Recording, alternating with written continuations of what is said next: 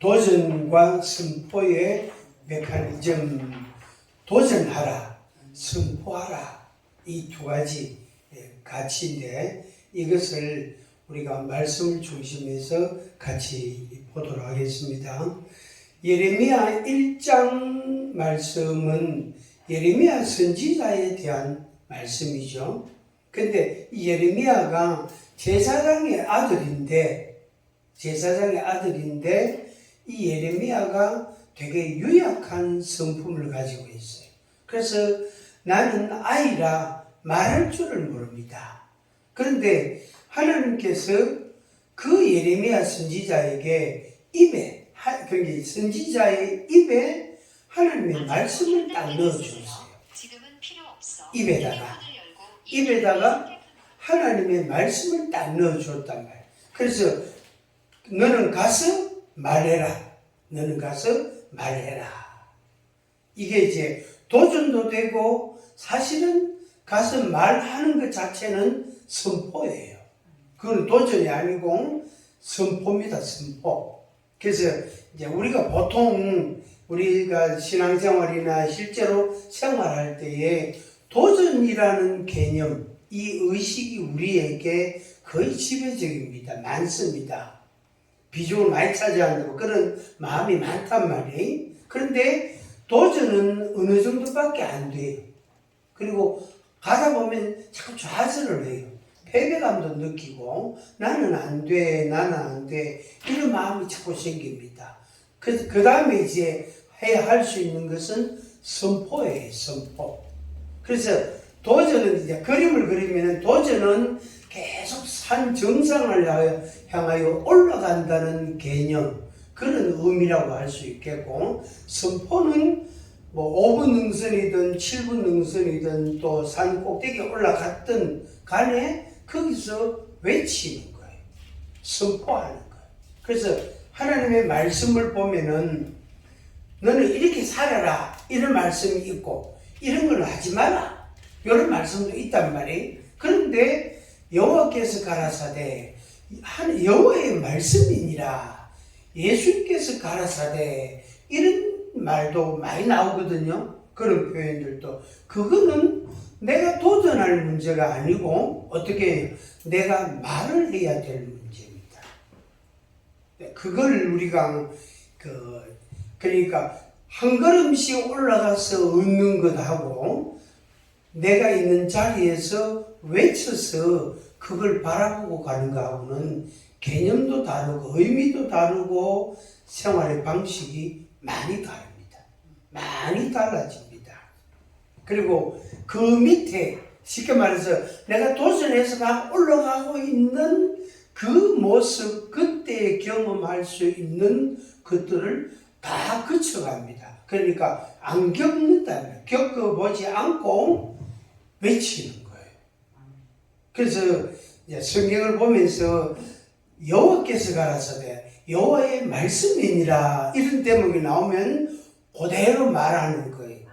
예수께서 가라사대 그러면은 그대로 말하는 거예요. 예를 들면 이제 이런 겁니다. 사실 결론부터 먼저 말씀드리는 건데, 예수님 말씀하시기를 내가 곧 길이요 진리요 생명이다 이런 말씀했잖아요. 그죠? 나로 말미암지 않고 아버지께로 올 자가 없다 이런 말씀하셨단 말이에요. 그것은 내가 도전할 문제가 절대로 아니에요. 절대로 아니에요. 그것은 선포해야 되는 내용이에요. 예수님 말씀하시기를 내가 길이다 이렇게 말하는, 그냥 한마디로 내가 길이다, 내가 진리다, 내가 생명이다 이렇게 선포를 하는 거예요. 그러니까 말을 딱 던져놓고 선포를 딱 해놓고 외쳐놓고, 맞아, 예수님이 길이지, 내가 그 길을 따라가야지. 예수님이 생명이니까 그 생명을 내가 받고 취하고 그것을 쫓아가야지. 이제 그게 이제 우리의 생활이라 이렇게 말할 수 있습니다. 그래서 도전하는 것은 어느 정도밖에 못해요. 그러나 선포는 그것을 훨씬 능가하는 겁니다. 넘어서는 거예요. 그래서 이제부터, 특히 새해부터는 선포를 자꾸 하는 거예요. 선포 자꾸 하는 거예요. 걱정하지 마라, 이런 말씀이 있잖아요. 그죠? 두려워하지 말라, 이런 말씀이 있잖아요. 그죠? 성경에 있단 말이에요. 그거를 선포를 하면 자기가 자기 보고도 그 말이 선포가 되는 거예요. 당연히 그 말을 다른 사람에게도 말하게 되고, 또 내가 큰 소리를 마이크 대고 큰 소리를 말하면 지나가는 사람이 그 소리를 듣는다고요. 들으면서 맞아, 내가 왜 걱정하고 있지, 이렇게 변화가 되는 거죠. 한번 같이 한번 해보겠습니다. 우리가 잘 아는 그런 표현인데, 두려워하지 마라, 걱정하지 마라. 시작. 두려워하지 마라, 걱정하지 마라. 한 번 더. 두려워하지 마라, 걱정하지 마라. 누구 보고 하는 소리예요? 자기 보고 하는 소리. 그리고 옆에 있는 친구 보고, 아는 사람 보고, 걱정하지 마라, 두려워하지 마라. 그러니까 그 사람에게 말하는 그 똑같이 나에게, 자기 자신에게도 그렇게 말하는 거예요. 그래서 내 생활에 변화가 일어나는 거예요. 그럼 그 생활의 변화가 일어나서 열매가 되면 그 열매는 누가 취하지요? 그게 내게 되는 거예요. 그 친구 게 아니에요. 내 거예요. 내가 말했으니까. 그리고 그걸 선물을 받으면 열매가 생기면 친구하고 같이 갈라먹고, 그 맛있는 거 있으면 갈라먹고, 이렇게 하는 겁니다. 개인의 생각과 꿈이라는 것은 보통 우리가 이상이다, 비전이다, 이런 용어를 쓰기도 합니다. 그런데 현실하고는 차이가 좀 있어요. 자기가 자기 행편을 알잖아요. 자기가 자기 마음을 안단 말이에요. 또 자기가 자기를 보니까 이거는 안 될 것 같아, 이거는 어려울 것 같아, 이거는 힘들 것 같아, 그거를 자기가 안다고요. 그런데 모르는 척하고 그거를 그냥 무시하고 막 그냥 목소리만 크게 하고 그렇게 해서 그렇지, 실제로는 자기 속으로는 겁이 많다고요. 무슨 겁이 많으냐면은 내가, 내 행편이, 내 생각이 이렇다는 걸 저 사람이 알면 어떡하지, 이런 거. 그래서 아픈 것도 말도 안 하고, 외로운 것도 말도 안 하고, 걱정되는 게 있어도 말도 안 하고, 잠을 못 자도 잘 자다 하고, 밥맛이 별로 없고, 뭔가 그 근심이 있으면 밥맛이 없어지거든요. 밥맛이, 근심이 있어도, 밥맛이 없어도, 나 잘 먹는다, 잘 먹고 잘 산다, 이렇게 하면서. 한번 같이 하면 걱정하지 마라. 잘 먹고, 잘 살고 있다. 그 친구한테 그래 말하는 거예요. 그럼 친구는 그 말을 믿잖아. 그죠? 그러면은, 어느 날, 너 요새 못 살기 힘들어, 살기 싫어, 이렇게 하고도, 뭔 소리고, 왜 그런 소리 안 오? 내가 도저히 못 살 것 같아. 더 이상 내 삶을 이어가기가 힘들 것 같아. 날 기다리지 마. 하면서, 하고 전화도 안 받고, 문자도 안 받고, 카톡도 반응도 없고, 입을 뒤집고 방 안에 들어앉았단 말이야. 그러면 친구가 걱정을 해요, 안 해요? 해. 걱정을 한 2번, 3번까지는 해. 그 다음부터 내버려둬요. 왜? 지 고집대로 하기 때문에. 지 성질대로 하기 때문에, 그래. 네가 네 하고 싶은 대로 살아라 하고 던져 놔두는 거예요. 그런데 이 집안에 들어앉은 사람은 뭐라 그러는지 알아요? 이게 교과서에 나오는 말이에요. 이 사람이 집안에 들어앉은 사람이 뭐라 그러냐면은 아무도 나에게 관심이 없다, 이런 말 한다고. 전화할 때는 전화 안 받고, 카톡 할 때는 카톡 대답 안 하고, 카톡 씹어보고 이러면서 말이에요. 그러면서 야, 나오라, 내 맛있는 거 사줄게. 어디 서문시장 우리 쇼핑이라도 가보자. 그거 가면 호떡도 있고, 빈대떡도 있고, 맛있는 거 많다. 국수도 있고, 묵도 있고, 가서 한 그릇 먹고 집에 놀다 가자 하면서. 그렇게 해도 안 나와. 암만 그래도 안 나와. 그런데 정작 자기가 친구를 찾을 때, 친구가 보고 싶을 때 친구한테 전화하니까 나 바빠서 안 된다, 오늘은 안 된다, 내일도 안 된다. 다음 주 나야 된다. 그 다음 주가 왜 기다리는? 그죠? 근데 그 친구가 나를 싫어한다고. 한번 같이 믿어. 친구가 나를 싫어해. 그리고 주변 사람들한테는 그렇게 말하는 거. 와, 너희들이 싸운다 이거 하거든. 뭔지? 근데 왜 싫어해? 네 친구 말 안 들었구만. 이래 되는 거예요. 그래서 현실과 우리의 꿈은 분명히 격차가 있어요. 여기에서 우리의 고민과 갈등이 커지는 거예요. 커지는 거예요. 더군다나 몸이 아프면 그게 더 힘들어져요. 마음이 아파도 무척 힘들어요. 돈이 없어도, 돈이 아쉬워도 무척 힘들어진다고. 세 가지. 첫째는 몸이 아프고, 마음이 아프고, 그 다음에 뭐가 없고? 돈이 부족하고. 이 세 가지 때문에 다른 인간관계가 다 무너진다고. 다 흐트러진다고. 당연히 하나님께 대한 생각이나 마음도 흐트러진다고. 그렇게 변화가 오지 않는 거예요. 그래서 점점 더 늪에 빠져들어갑니다. 그래서 자기만의 세계를 자꾸 구축하는 거예요. 자기만의 세계를 자꾸 만들어가는 거예요. 아까 이야기처럼 아무도 날 찾아주지 않는다고, 아무도 내한테 관심이 없다고, 그렇게 같이 읽습니다. 로마서 8장 30절.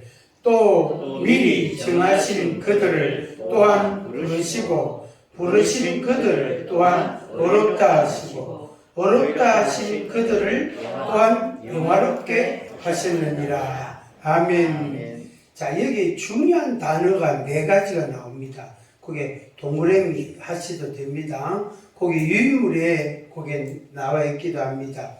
미리 정하셨다. 예정하셨다. 미리 정하셨다. 그 다음에 부르셨다. 그 다음에 어렵다 하신다. 그리고 영화롭게 하신다. 근데 오늘날 제가 이제 목회하고 있는 목사로서 볼 때에 앞에 세 가지에 대한 부분, 특히 앞에 두 가지 부분은 많이 강조가 되고 있어요. 예정하셨다, 미리 정하셨다, 그리고 부르셨다. 요거는 많이 강조가 되고 있는데, 어렵다 하셨다는 이 부분에 대해서 확신을 심어줘야 될 필요성이 좀 있는 것 같아요.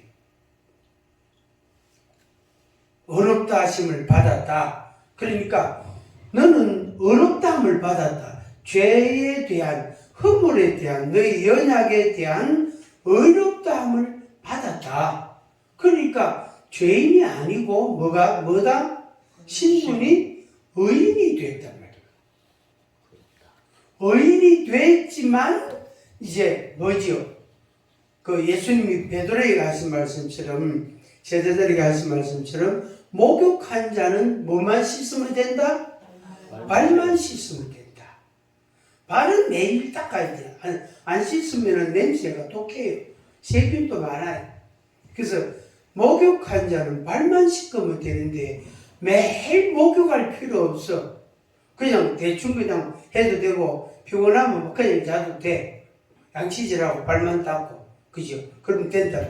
그 말씀 그대로인데, 이제 예정하시고 부르심을 받아서 복음을 들은 자들은 어렵다함을 받았단 말이에요. 의인이 됐단 말이에요. 그 의인이 된 사람은 죄인이 안 됩니다. 죄인이 안 돼요. 그러니까 전과 5번 그러면 별이 5개라. 그 기록이 딱 남아있단 말이에요. 5번. 첫 번째는 뭐고 두 번째가 딱 남아있다고. 그런데 우리는 예를 들어서 50년이든 50년, 70년간 우리는 전과자예요. 전과자라고. 그래서 하나님 앞에서 우리는 전과자지만 그 죄를 다 도말하였단 말이에요. 다 제하셨단 말이에요. 지옥으로 다 지하였단 말이에요. 없어요. 없어. 그래서 우리의 신분은 의인이에요. 이 어렵다함을 받았다는 이 부분에 대해서 확신을 심어줄 필요성이 있다. 왜 그러냐면은 이 죄의식을 갖고 있는 분들이 의외로 많기 때문에 교회 안에 의외로 많아요. 아이고 제가 부족했어요. 아이고 제가 많았어요. 아이고, 제가 이래가 되겠습니까? 그 사람이 죄의식이 많은 사람이거든요. 그 죄가 있으면 허물이 있으면 수치심이 생겨요. 수치심. 그러니까 수치심은 어디서 오느냐? 죄로부터 오는 거예요. 죄로부터. 다른 요인도 있지만은 거의 가장 핵심적인 골격과 같은 것이 그런 거예요. 그래서 허물이 있으면 수치심이 생겨요. 그러면 그 사람은 자신감이 떨어져요. 용기가 약해진다고. 떨어진다고. 그래서 그 사람이 잘 할 수 있는 것도 버벅거리고 잘 못해요. 잘 못하고 실수를 한다고. 그러면 이제 실수를 했다 생각되면 또 이제 하나 더 쓰잖아요. 그래서 철모 5개 쓰고 있는 사람도 있고 3개 쓰고 있는 사람. 철모가 얼마나 무거운지 알아요. 요새는 이 군대에 가서 철모 처음 시합하면요. 이런 흔들리가 땅에 떨어지는 애들이 많대요. 우리 때도 있었거든. 그 철모 떨어뜨리면 이제 난리 납니다. 저거한테 아마 특별 기합을 받습니다. 그래서 어렵다함을 받았다. 그 다음에 이제 요거는 별로 말을 지금 안 하고 있는 부분이에요. 우리가 이거 되게 좀 개선을 해야 되고 바꿔야 될 부분인데 영화롭게 하셨다. 하나님이 우리를 불러가지고 우리를 영화롭게 했대. 영화롭다는 말은 관을 씌워줬다는 말이에요. 경주하고는 달리기하고 나면은 혹은 뭡니까 농구나 축구를 하고 나면 이제 메달을 따자는 거죠. 또 육상을 하고 나면 금메달, 은메달, 동메달 따자는 그 목걸이 딱 걸어주고 꽃도 좀 해는 거 하나 주고 그죠. 기념품도 하나 딱 주고 이러잖아요, 그죠? 그리고 1등한 사람 그 나라 국가지 국가를 동해물과 국가가 다 물로 퍼진다고. 그리고 우리나라 사람들 전부 이 왼 가슴에 딱 이렇게 손을 올린다고. 그러니까 눈물을 흘리는 사람도 있고 감격에 눈물을 흘리는 사람도 있잖아요, 그죠? 그게 영화롭게 한 거거든. 그러니까 전국 가서 영화롭게 되는 거는 그거는 다음 문제고 일단 여기에서 이 세상에서 우리를 영화롭게 하시는 거예요. 그러니까 영화롭게 되어야 누구를 극복하고 이길 수 있냐면 마귀를 이길 수 있는 거야.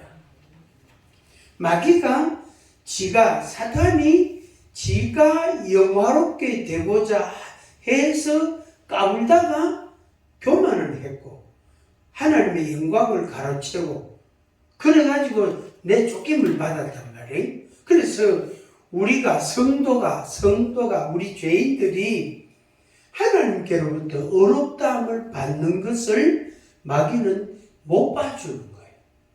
못 봐주는 거예요. 저 인간이 내가 받아야 될 걸 저 인간이 받는다고요. 배앓이를 해가야 잠을 못 자요. 열받아가지고. 원래 열 많이 받으면 잠 안 오거든. 이 뇌가 긴장을 너무 많이 하기 때문에 잠이 안 온다고요. 이 긴장이 이완돼야 잠이 싹 드는데.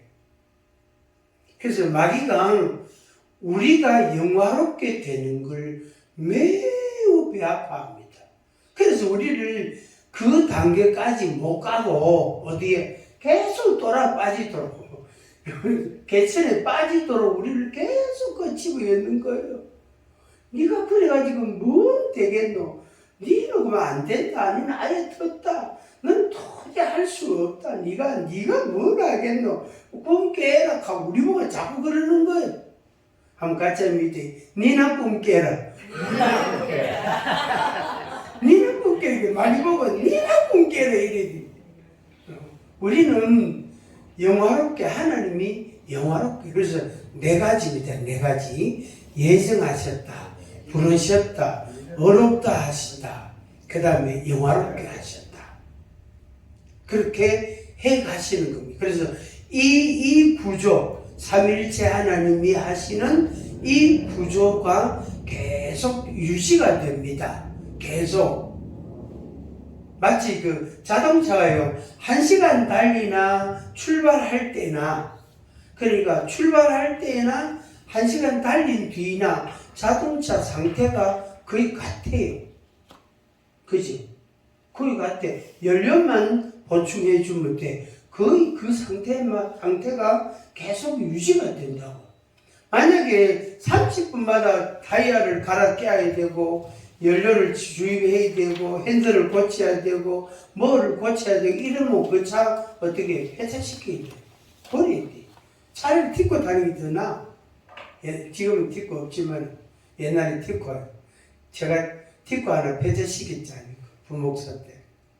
가다가 꽉 박아가지고, 딛고 하나 폐차. 그 차가 진짜 약하긴 약한가 봐요. 차가 이렇게 찌그러졌어. 박스 찌그러졌어.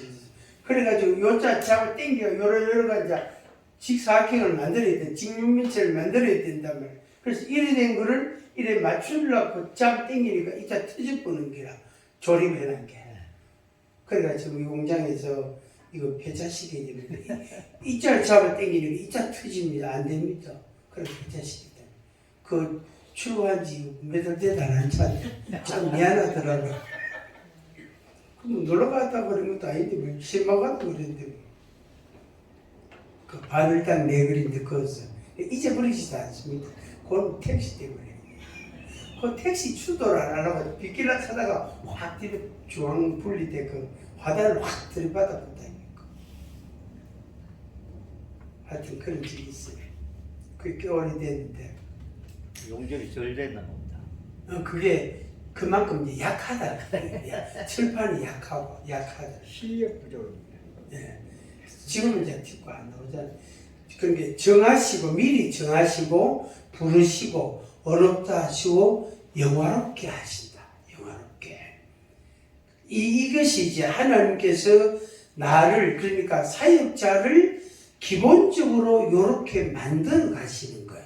요런 기본적인 구조를 가지고, 그 그림이죠. 구도를 가지고 계속 이렇게 유지해 가는 거예요. 유지해 가는 거예요. 자, 그 다음에 보겠습니다. 그래서 이 말씀을 근거로 해서 이제 부족한 게 뭔가, 약한 게 뭔가를 우리가 분별할 수 있고, 또 그것이 분별이 되면서 이제 보충이 되겠죠. 다듬어지겠죠. 그래서 못한 것은 또 좀 이렇게 깎이고, 또 움푹 패인 데는 쑥 들어간 데는 어떻게 됩니까? 다시 보충을 해서 제대로 팽팽하게 만들어 가는 겁니다. 그래서 높은 거는 깎아서 내리고, 낮은 것은 돋우고, 그러니까 깎아가 푹 꺼진 데 메꾸면 되거든. 그래가지고 팽팽하게 만들어서 길을 내는 거예요. 그게 가장 기본적인 구조입니다. 하나님이 나를 만들어 가시는 과정이 요렇게 가는구나 하는 겁니다. 자, 그 다음에 에베소서 4장 11절 한번 보겠습니다.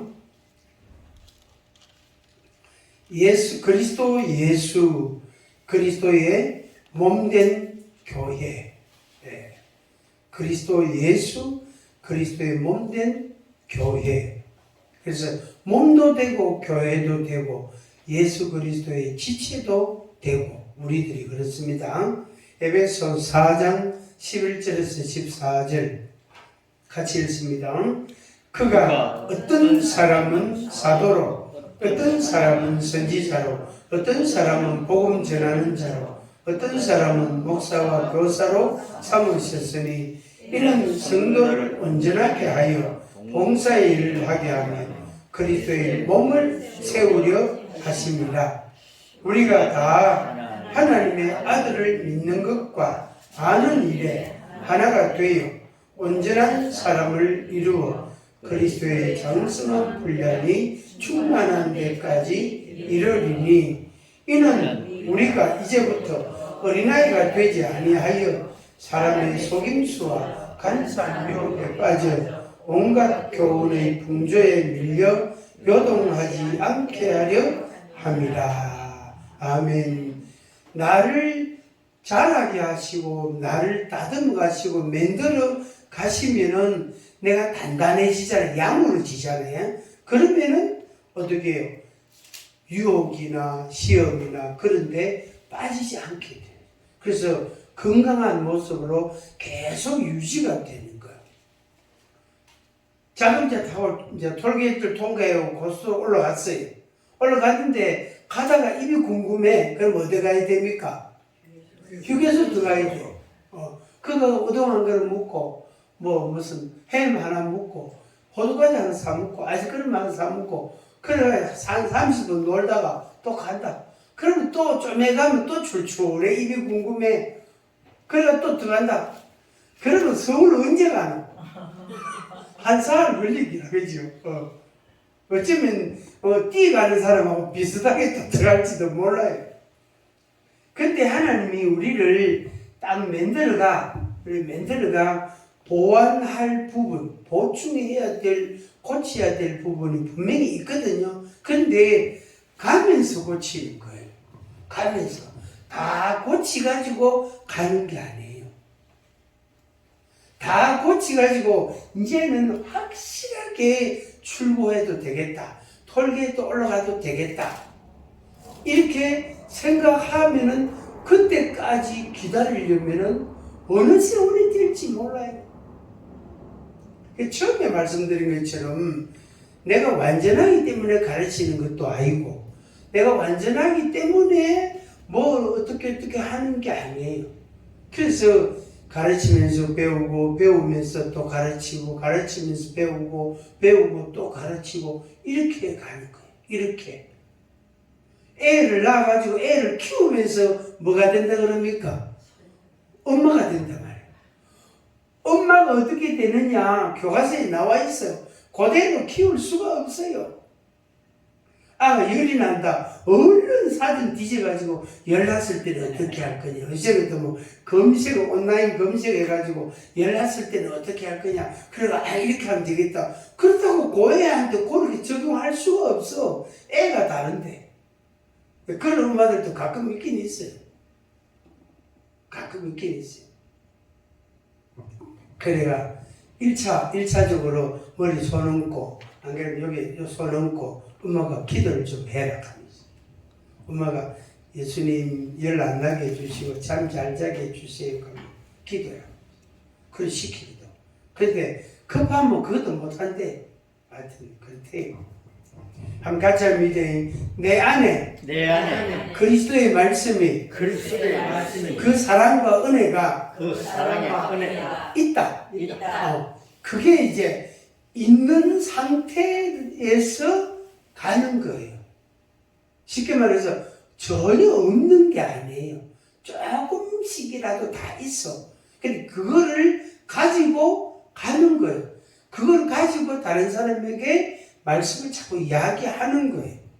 하다 보면 자기도 그게 보충이 되고 자기도 교훈이 되고 자기도 은혜를 받게 되고 그래서 가르치면서 지키고 지키면서 가르치고 그리고 가르치면서 배우고 배우면서 가르치고 이게 계속 반복적으로 일어나게 되어지는 겁니다.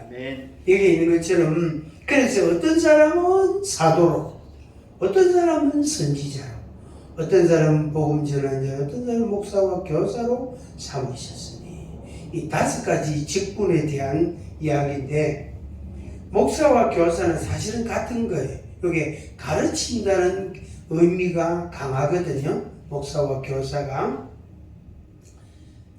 그저 구태여 꼭 분류를 한다면 교사는 성경을 가르치는 주일학교 교사나 이런 사람들 그 다음에 그 새신자 양육하는 양육자들이 있잖아요. 그 사람들은 기본 교육을 받거든요. 교회 안에서 그분들을 교사라 이렇게 표현도 할 수 있어요. 할 수 있는데 우리가 막 그것까지 다 생각 안 하고 그냥 내가 받은 은혜가 조금이라도 있으니까 그거 가지고 다른 사람한테 말씀을 이제 조금씩 가르쳐 보는 거예요. 아까 제가 이야기했잖아요. 그런 교환이 하나 만들어지면 그거 갖고 자기가 읽고 성경도 찾아보고 준비를 해갖고 기도도 하고 그래갖고 공부를 하는 거예요. 1대1로 앉아 하는 거예요. 하다 보면 하면서 자기가 받는 은혜가 또 있어요. 하면서. 그러니까 내가 준비할 때 생각을 하지 않았던 자기가 깨닫지 못했던 것들을 하면서 그 인도하면서 또 깨달아지는 부분이 또 있다. 실제로 있습니다. 실제로. 그 설교 준비할 때 적어놓은 거하고 설교를 막상 하려고 서서 딱 설교할 때하고는 차이가 제법 나요. 제법 많이 나요. 저는 모든 거 무시했고 그 성령이 주시는 감동 따라가고 저는 모든 거대로 안 합니다. 안 할 때는 많아요. 어떨 때는 결론만 갖고 그냥 끝내봅니다. 그거다 이제 살붙이가고 하여튼 그렇단 말이에요. 그게 이제 성령님께서 그 상황에 맞게 은혜를 주시는 거예요. 그 대상에 맞게 하나님의 은혜를 주시는 거예요. 그래서 부부 간에도 부모와 자식 간에도 또 잘 아는 사람 사이에도 그렇게 해보는 거예요. 이제 나중에 이제 교환 그 책이 나오면은 여러분들한테 그때 설명을 또 한번 드리겠습니다. 네. 자, 요 네 가지인데 그리스도 예수의 몸된 교회에 우리 개인을 가리키는데 첫 번째 상담, 치유, 개인 구원 요렇게 요 내용으로 처음에 그 다음에 오른쪽에 양육, 훈련, 가정을 세움. 세 번째 예수님의 제자, 파송, 헌신. 예수님을 전도하고 천국을 확장하고 결국에 또다시 위로 개인 구원으로 또 돌아가는 거예요. 그리고 또 양육 훈련을 받고 예수님의 제자가 되고 예수님을 전하게 되고 또 개인 구원을 받게 되고 이렇게 이런 구조로 계속 돌아갑니다. 이게 계속 돌아갑니다. 그래서 그러니까 자기 위치가 제일 처음이다 이렇게 꼭 정할 필요 없어요. 그래 안 해도 됩니다. 내가 처음 있다가 그 다음에 오른쪽으로 내려왔다가 밑으로 내려왔다가 내가 밑에 그러니까 이 원의 아랫부분 예술 제장 파송 원신 여기 있을 수도 있어요. 또 왼쪽에 예수님을 전도하고 여기 있을 수도 있어요. 그런데 이게 이제 계속 순환을 하는 거예요. 그리고 누가 한 사람이 예수님을 믿고 구원함을 받고 그 사람이 또 성장을 하고 또 예수님이 제자가 되고 또 그 사람이 전도를 하고 그 사람이 또 전도를 하면 전도받는 사람이 있을 것 아닙니까? 그 사람이 또 양육을 받고 성장을 하고 그런 패턴으로 계속 가는 거예요. 그 우리들이 거기에서 그런 역할을 감당하는 겁니다. 그 다음에 그 성경 구절을 통과하겠습니다. 가르쳐 지켜야 하라. 마태복음 28장 18절에서 20절입니다. 예수님이 제자들에게 마지막으로 하신 말씀 가르쳐 지키게 하라. 그 말씀인데 그림을 보겠습니다. 개인이 거듭나지 그죠? 그렇죠? 개인이 거듭난다. 그럼 우리가 거듭났잖아 그죠? 거듭났거든요. 우리가 개인이 예수 믿고 구원받고 거듭났다. 그 다음에 나 개인으로 인해서 내 가정에 천국으로 바뀌어지는 변화가 일어납니다. 근데 내가 부족해서 그렇다는 생각은 하지 말고 그건 안 하시는 게 낫습니다. 한 가짜 밑에 내가 잘한다고 잘 되면 어떻게 될까요? 지가 하나님이 되지. 그러니까 내가 부족하지만 하나님께서 은혜를 주시가 이렇게 나로 인해서 어떻게 가정을 세워가신다. 가정을 천국으로 만들어 가신다. 그렇게 생각하는 거예요. 그래서 내가 이 기도를 더 많이 해야지. 내가 이거 봉사를 더 많이 이거 아니다. 그러면은 나중에 한 1년, 2년 하다가 지치가 퍼져봅니다. 그 방전돼봅니다. 큰일 납니다. 그러면 안 됩니다. 그래서 개인이 거듭나고 그 가정, 그 사람 한 사람으로 인해서 가정이 변하는 거예요. 그 사람 한 사람, 가정이 변하는 거예요. 그 다음에 이제 그 영향이 교회로 옵니다. 사회로 옵니다. 세상이 빛이 되고 새로워지고 교회가 거룩하게 그 성결한 모습으로 변화되어져 가고 거꾸로 되기도 합니다. 거꾸로 되는 경우도 있어요. 그 한 사람이 아주 그 소위 독점하려고 하는 한 사람이 자기가 너무 주장하려고 하는 게 강하면은 뭐 가정이든지 사회든지 교회든지 좀 혼란스러워요. 복잡해요. 여러 가지 문제점들이 생깁니다. 그게 하나님의 나라가 되는 거예요. 그게. 그러면 하나님의 나라가 되면 거기에 들어오고 싶은 사람이 또 있거든. 그 사람은 또 이제 구원함을 받게 되고 거듭나게 되고 그 사람을 위해서 가정이 변하게 되고 이런 사이클로 계속 돌아갑니다. 같이 하면 이제 내가 받은 말씀을 나누어줄 때 그들이 변하고 천국으로 만들어진다. 아멘. 그렇게 되는 겁니다. 그 다음에 넘어가서 누가복음 5장 31절 병든 자에게는 의사가 필요하고 죄인을 불러서 회개시키시는 주님이시다 하는 겁니다. 병든 자에게 라야 의사가 필요하다. 건강한 자에게는 의사가 필요 없다. 그래서 기본적으로 내가 예수님을 만나 치료를 받고 회복을 얻었으니까 거듭나고 중생했으니까 다른 죄인들, 다른 사람들도 나로 인해서 주님께로 와서 이렇게 바뀌어지는 거예요. 근데 이것이 이제 단순하게 전도라는 측면도 있고 성장이라는 측면이 오히려 조금 더 강화됩니다. 조금 더 강하게 됩니다. 지금 내용은 이 매너리즘이라는 요 용어에 대한 설명을 여러분 그냥 좀 드리면서 또 저 자신에 대한 그런 이야기도 좀 되고 그렇습니다.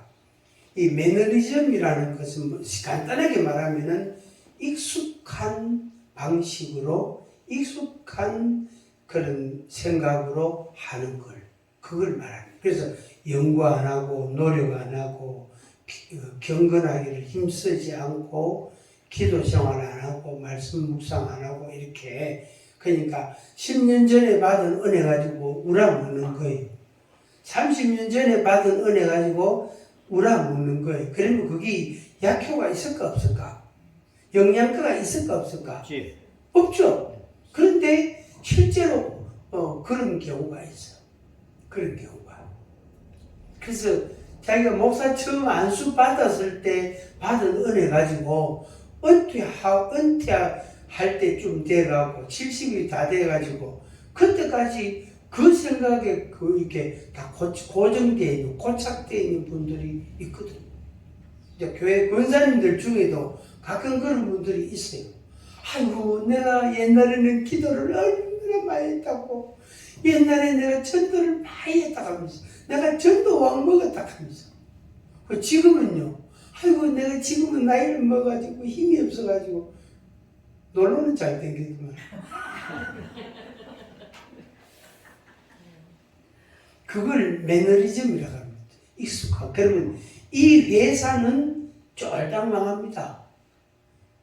이 회사는 사장이나 그 임직원들이 새로운 그런 그 뭡니까 이 그 흐름이나 그런 시대나 또 기술이나 이런 것들을 자꾸 습득을 하고 자꾸 연구하고 개발하고 그걸 적용을 하고 그래서 새로운 제품도 만들고 또 이미 만들어진 제품을 더 좋게 만들고 고객 중심, 소비자 중심으로 그런 노력을 안 하는 거를 매너리즘에 빠졌다 이게. 우리 한국이 이 유교 문화 영향이 굉장히 막강하거든요. 그런 현상이 좀 있어요. 특히 이제 공직자 사회가 그렇게 있어요. 그래서 외부 사람들과 계약을 통해서 2년 계약 뭐 이런 식으로 해서 외부 전문가들을 영입해가지고 하는데 그 계약 기간 끝나고 나면 갚잖아요. 그죠? 끝나잖아. 그러면 또 그 전에 하던 습관대로 그 관습대로 그대로 또 가는 거예요. 그래서 우리 한국 사회가 이 안 변하는 이유 중에 하나가 이런 거래요. 체면이 많아요. 그 뿌리에는 이제 체면 문화가 있죠. 그리고 그 소위 말하는 기득권을 가진 사람들이 너무 아집이 강해요. 아집. 자기 집.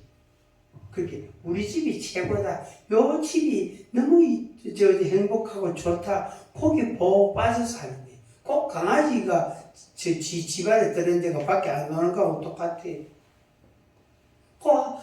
따뜻해. 보고 놀고 있는 거예요. 빨리 나와요. 추워서 안 갈래. 그런 사람이 있대. 그리고 공직사회도 있고, 교회 안에도 있고, 예? 그 다음에 심지어 그 영향을 받은 청소년들 조사도 있다고. 요새는 얼마나 놀기 많아요. 요거 한 개만 있으면요. 48시간, 72시간 놀기요. 딱 좋아요. 전혀 필요 없어. 전혀. 밥도 안 먹어도 돼. 컵라면 하나 먹으면 돼, 그냥. 그거 먹고 그냥 계속 그거만 갖고 노는 거예요. 그게 보통 큰 병이 아니거든. 그런 걸 매너리즘이라고 합니다. 근데 여러분들은 그런 분들이 없어요. 지금 현재 오늘 우리들은 그런 분들이 없습니다.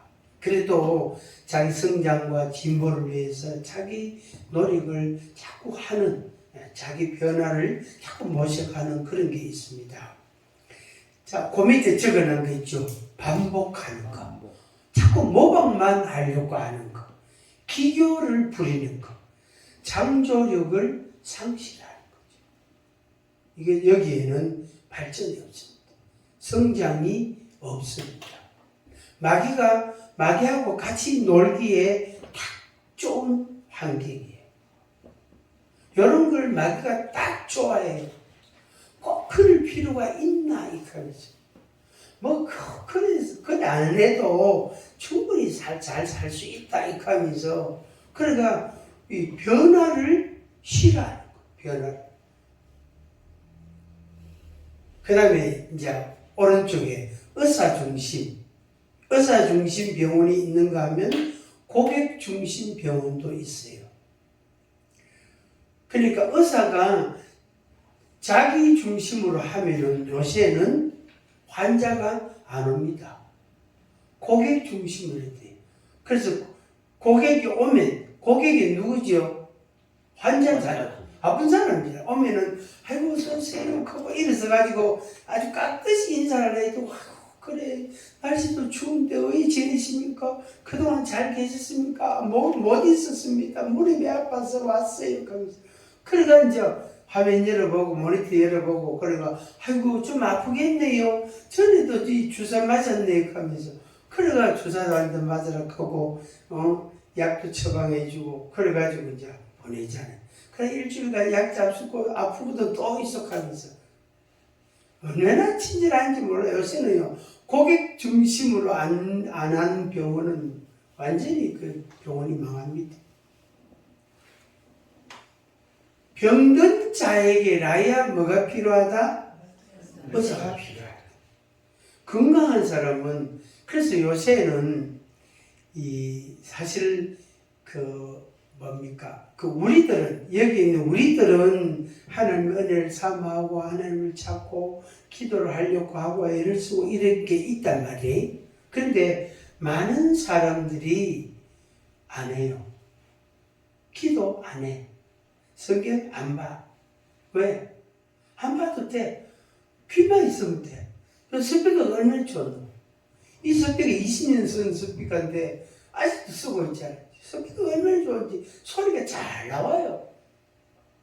큰 예배실에는 1억씩, 2억씩 들어가 스피커 음량 장치를 하거든. 그러면 소리가요, 얼마나 부드럽고 좋은지 몰라. 귀에 싹 들어와. 그냥 어떤 사람은 그 소리가 너무 좋아가 앉아 완전 자장가. 그 소리 듣고 자장가. 목사님도 회개하라, 정신 차리라 이런 설교를 또 많이 안 하고, 아이고 하나님 은혜가 있기를 바랍니다. 축복합니다. 할렐루야. 그거는 그렇게 자꾸 말하니까 그 소리 들으니까 아멘, 아멘, 아멘 이래 되는 거예요.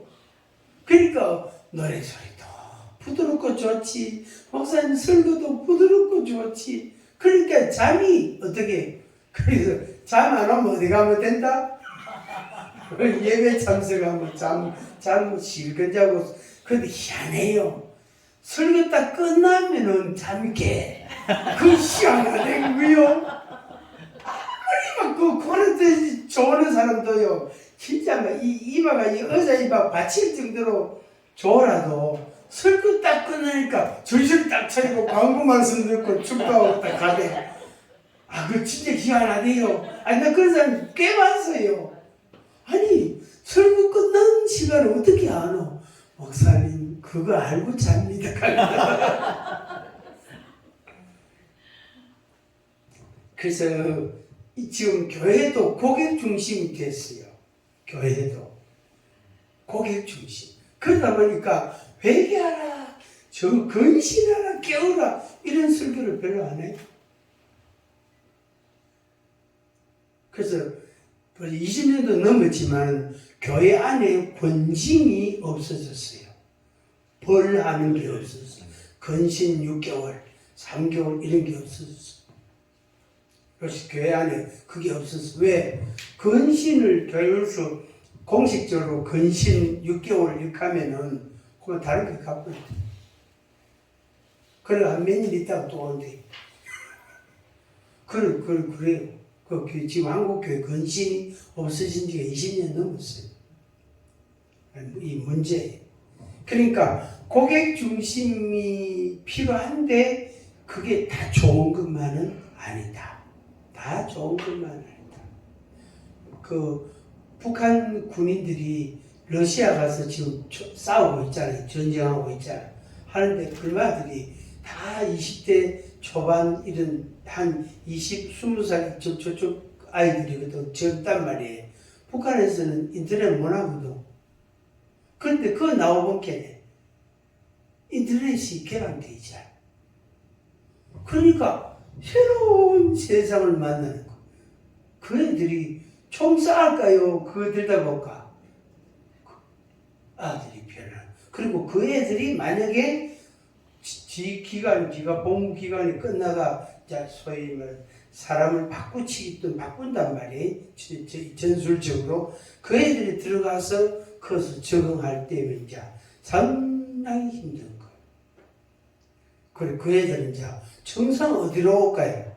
이 한국으로 와야 돼. 한국으로 와야 돼. 거기서 못 살아. 그러면 이제 거기서 일하다가는 감옥에 갇히니까, 정치범 수용소 갇히니까. 그러니까 이 고객 중심의 한계라는 게 있어요. 그래서 지도자는, 사역자들은 고객 중심을 좋아하면 안 돼요. 고객 중심을 좋아하면 안 되고, 철저히 자기 변화와 성장과 그걸 위해서 힘써야 됩니다. 그 다음 밑에 예수님처럼 해야 돼. 조금이라도 예수님처럼 해가야 돼. 그 위에 있죠. 매너리즘 해가지고 반복, 모방, 기교, 창조력, 상실 이쪽으로 가면 진짜 큰일 납니다. 그 다음에 왼쪽에 익숙한 반응. 아멘입니까? 아멘입니다. 아멘입니까? 아멘입니다. 그거 자동이잖아. 아멘입니까? 할렐루야? 아멘. 그 할렐루야 카모? 아멘. 아멘 카모? 할렐루야. 아멘입니까? 카모? 노멘입니다. 그런 사람 있어요? 없어요? 없어요. 없어. 다 아멘입니다. 이게 익숙한 반응이에요. 익숙한. 질문 있습니다. 이렇게 좀 한 번씩 해야 되는데 주일 낮 예배 때는 못해도 다른 시간에는 질문 있습니다. 이런 게 있어야 되는데 그래야 앞에 선 사람이 정신 바짝 차린다고. 질문 안 하고 아멘입니다. 아멘입니다. 할렐루야입니다. 할렐루야 하고 있으면은 별로 준비 안 해요. 옛날에 그 전에 했던 거 그거 한번 뒤적거려가지고 이거 하면 되겠다 하면 그러고 갖고 놀 수 있다니까. 그러니까 목사를 정신차리게 하려면 질문을 하면서 해야 돼. 안에 들었어요? 네. 제이사님 하지마. 질문하지마. 하도 좀 똑똑해가지고 영이 야무딱지게 말을 하는지 몰라요. 겁나 아무씩 겁날 게 있어. 저 체육도 뭐 하려고 아무 말도 안 해 가만히 있으니까 한마디 하면 또 하여튼 똑똑해. 이제 정확하게 이 포인트를 정확하게 찍는 게 있더라고요. 그래가 요건 참 역시 똑똑한 사람은 다르긴 다르다. 그 질문 한 번씩 하겠어요. 질문 있습니다. 11시 예배를 하지 말고 그때는 뭐 괜히 사람들이 미상 비니까 하지 말고 다른 시간은 질문하이소. 특히 성경 공부할 때나 뭐 수업할 때 이럴 때는 질문 있습니다. 언제까면서. 그래 질문하면 이제 주의가 확 그쪽으로 쏠리잖아요. 그러면서 그 앞에 인도하는 사람이 정신 바짝 차립니다. 정신 바짝 차립니다. 아이고야 준비를 잘해야 되겠다. 그러니까 똑똑한 그 학생이 한 명 있으면 선생님이요. 그 과목 선생님이요. 절절매요. 왜? 그 애가 뜬금없는 질문을 한 번씩 던지거든. 그리고 특히 수학 선생님. 수학은요. 어디서 문제를 갖고 왔는지 뭐 선생님 이거 문제 좀 풀어줘서 또 내놓거든. 생기 처음 보는 문제란 말이에요. 얼마나 당황스럽겠어요. 그게 결국에 뭐냐면은 내가 유익하기 위해서는 뭘 해야 되죠? 질문을 해야 돼. 질문을 해야 돼. 그래야 결국에 내가 유익해지는 거예요. 익숙한 반응하지 말고. 자, 우리 누가복음 5장 31절 같이 읽고 누가복음 5장 31절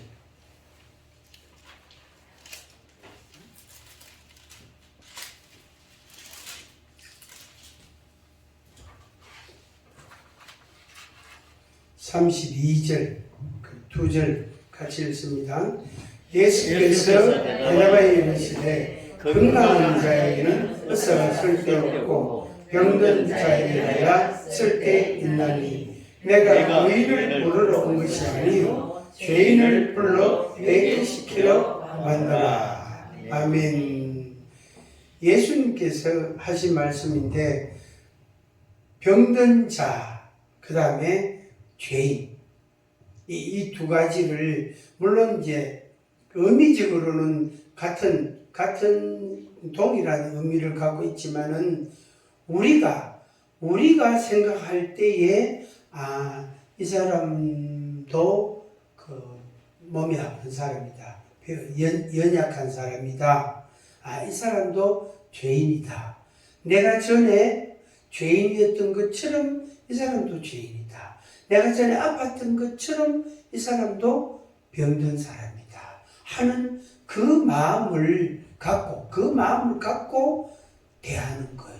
그러면은 빨리 뛰어 이렇게 못 하잖아요. 그죠? 힘내 이런 못 한다고. 그래 많이 아프지 하면서 이 말이 달라진다고. 아직 태어난 지 한 달밖에 안 되는 거고, 말고, 빨리 일어나. 이렇게가 되나 안 되나? 안 돼요. 아직이에요. 그래서 그거는 무조건 사랑한다. 걱정하지 마라. 인생 다 이래 쓰고 있는 건데, 뭐를 걱정 많이 하나 신경 쓰지 마라. 너가 엄마 아빠가 먹을 거, 입을 거 다 준다. 그 걱정하지 마라 하면서 대학 옮긴다. 걱정하지 마라. 그 제가 이달 말쯤은 한번 갈까 싶은 마음도 좀 있긴 한데, 가면은 둘이를 앉혀놓고 말이야. 이 할아버지가 정민이 이야기해 줄게 하면서 둘이 누가 일어나 하고, 쪽에 크다한 애하고, 내하고 서서 앉아가지고, 있잖아. 하면서 이제 이야기를 좀 하려고 제가 마음이 준비를 하고 있습니다. 있잖아. 너가 엄마하고 너가 아빠가 똑똑하거든. 그래서 너희들도 참 똑똑해. 그러니까 걱정하지 말이. 하면서 이제 이야기를 잘 하려고 말을 먹고 있어요. 질문 있나? 하면서. 그렇게 돼요. 그렇게 살살살살 해가야 돼. 살살살 해가지고 이제 걸어 댕기고 뛰 댕기고 막 이래. 지가 뭐 배아 타고 막 까불어 싸고 자랑해 싸고 이제 그때 되면 이제 좀 이제 재촉을 하는 거죠. 그렇게. 그래서 내가 연약할 때, 내가 부족하다고 생각하고 내가 움직이지 않을 때처럼 그때를 생각하고 그 내 앞에 있는 모든 사람들을 그런 관점으로 대하는 거예요. 그 예수님이 그 무리들, 군중들을 무리를 대할 때 예수님께서 전부 다 배고픈 사람으로 봤단 말이에요. 먹을 게 없는, 그렇게 하루 종일 굶는 사람으로 봤단 말이에요. 그리고 거기에 온갖 질환, 몸이 아픈 사람들이 예수님께로 왔거든요. 와서 고침 받았단 말이에요. 그래서 그들을 일일이 한 명도 안 놓치고 일일이 다 고쳐주시고 예수님이 그것을 감당하신 거예요. 그 우리가 그렇게 해가는 겁니다. 그 원 안에 사역자, 사역 이렇게 되어 있죠. 첫째는 첫 번째 우리가 중요하게 여겨야 될 게 사역자, 자기 자신이에요. 그래서 일보다 앞서는 게 사람이에요. 나예요, 나. 그래서 내가 안 되면 일이 안 돼요. 내가 돼. 그래서 나에게 초점을 맞추고 가는 겁니다. 그래서 여러분들이 이 지유학교를 통해서 조금이나마 유익을 얻고 그래서 여러분들을 통해서 많은 사람들을 세우고 살려주고 도와주고 위로해 줄 수 있는 그런 권위자, 권면하고 위로하는 사람, 권위자 되기를 바랍니다. 아까 우리 디모데전서 4장 6절에서 16절 읽었죠. 그리스도 예수의 좋은 일꾼 그 읽었죠. 그 말씀을 집에 가서 또 보시고 보시면서 내가 경건에 이르기를 연습해야 된다. 내가 이렇게 머물러 있어가 안 된다. 내가 일어나고 힘을 내고 그 다음에 내 성장과 진보를 위해서 내가 끊임없이 노력해야 된다 하는 그런 마음을 여러분들이 갖고 그렇게 감당해 보시기를 바랍니다. 아멘. 저는 기대를 합니다. 1번부터 시작해가지고 1번, 1호, 2번, 넘버 2, 3 하여튼 1번, 2번, 3번, 5번은 집에 갔지만은 주님 그 5번 또 보고 싶습니다 하면 기도를 원하시는데 기도했습니다. 5번 또 보고 싶다. 하여튼 나 한 사람을 통해서 하나님이 하실 일이 있다. 귀하다 하는 그런 마음을 가지시길 바랍니다. 찬양 하나 하고 기도를 하겠습니다.